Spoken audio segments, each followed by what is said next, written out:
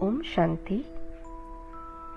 जैसे दही पिलोते हैं तो उसमें हलचल पैदा होती है जिससे मक्खन निकलता है। ऐसे ही धृतराष्ट्र के मन में होने वाली हलचल से लड़ाई पैदा हुई और अर्जुन के मन में होने वाली हलचल से गीता प्रकट हुई। जब दुर्योधन ने स्पष्ट कह दिया कि बिना युद्ध के मैं तीखी सुई की नोक जितनी जमीन भी पांडवों को नहीं दूंगा, तब मजबूर होकर पांडवों ने भी युद्ध करना स्वीकार किया।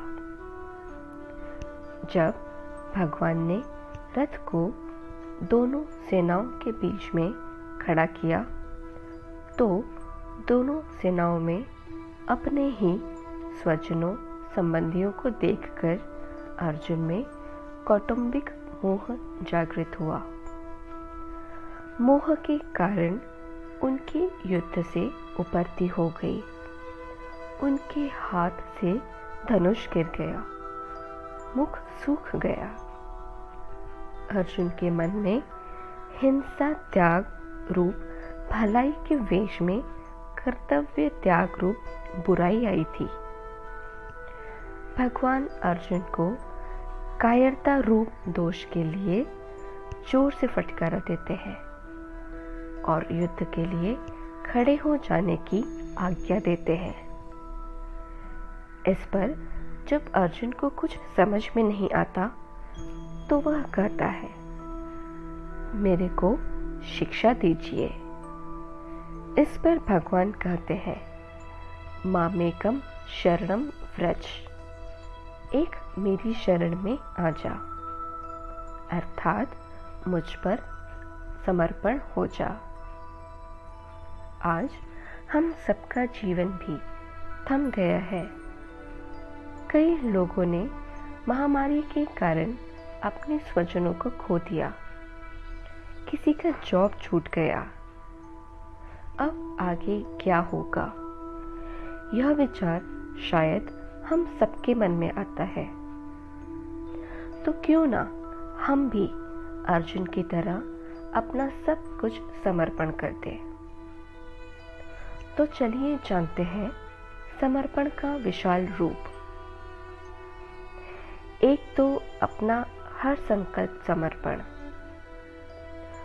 दूसरा हर सेकंड समर्पण अर्थात समय समर्पण, तीसरा कर्म भी समर्पण और चौथा संबंध और संपत्ति जो है वह भी समर्पण, पांचवा स्वभाव संस्कार का समर्पण, छठा देह भान का समर्पण, सातवां देह अभिमान का समर्पण, आठवां बुद्धि का समर्पण, नौवां वृत्ति का समर्पण, दसवां विकल्पों का समर्पण, 11 व्यर्थ संकल्पों का समर्पण और 12वां समर्पणता से प्राप्त हुई प्राप्तियों का भी समर्पण। तो जो आत्मा ने अपना संपूर्ण समर्पण समारोह मना लिया, उसके मन में सिवाय भगवान के और कुछ नहीं रहता। समर्पण करना इसी को ही कहते हैं बलि चढ़ना।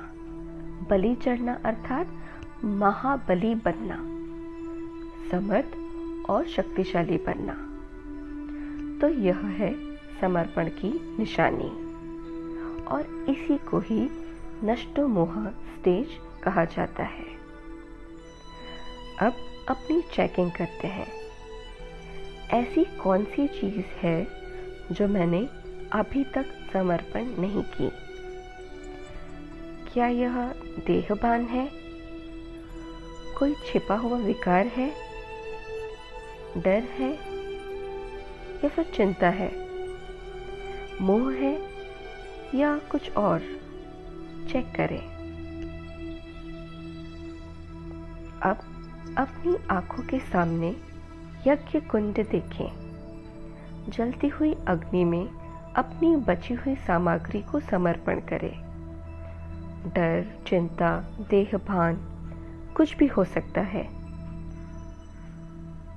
जो आज तक हमने शायद समर्पण नहीं की।